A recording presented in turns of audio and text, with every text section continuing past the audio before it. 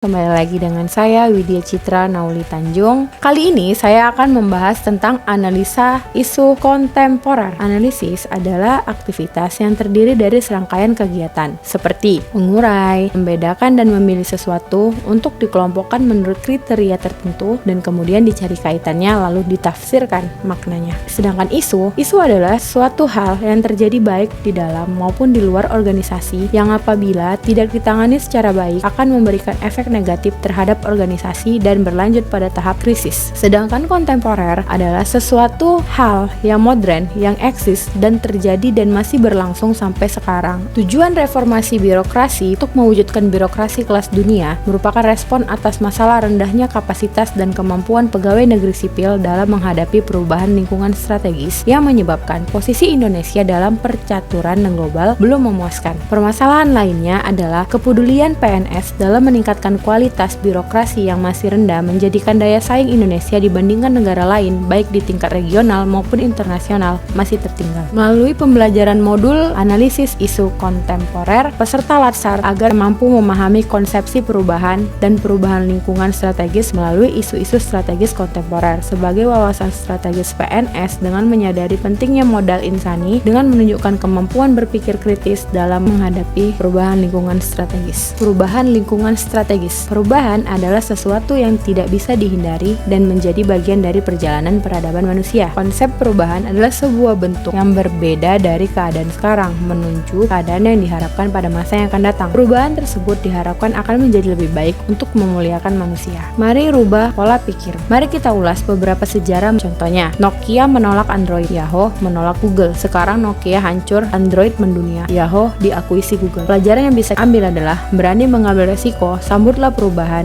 Jika Anda menolak untuk berubah seiring waktu, Anda akan binasa. Kisah lainnya, Facebook mengambil alih WhatsApp dan Instagram, Grab mengambil alih Uber. Pelajaran yang dapat kita ambil, kuatkan usaha Anda, maka pesaing Anda akan menjadi sekutu. Raih posisi teratas dan kemudian hilangkan persaingan. Teruslah berinovasi. Kisah lain, Kolonel Sanders mendirikan KFC pada usia 65 tahun. Jack Ma yang tidak bisa mendapatkan pekerjaan di KFC, sekarang memiliki Alibaba. Pelajaran yang bisa kita ambil adalah, usia hanyalah angka, hanya mereka yang terus berusaha yang akan berhasil. Ada jutaan cerita seperti ini, tapi percayalah bahwa inti meraih sukses itu bisa kita pelajari dari pengalaman orang-orang yang pernah mengalaminya. Setiap PNS perlu memahami dengan baik fungsi dan tugasnya. Ingin menjadi PNS yang profesional: 1. Mengambil tanggung jawab. 2. Menunjukkan sikap mental positif. 3. Mengutamakan keprimaan. 4. Menunjukkan kompetensi. 5. Memegang teguh kode etik. Perubahan lingkungan strategis. Ada 4 level lingkungan strategis yang dapat mempengaruhi kesiapan PNS dalam melakukan pekerjaan sesuai bidang tugas masing-masing, yakni individu, family, masyarakat, nasional, dan global.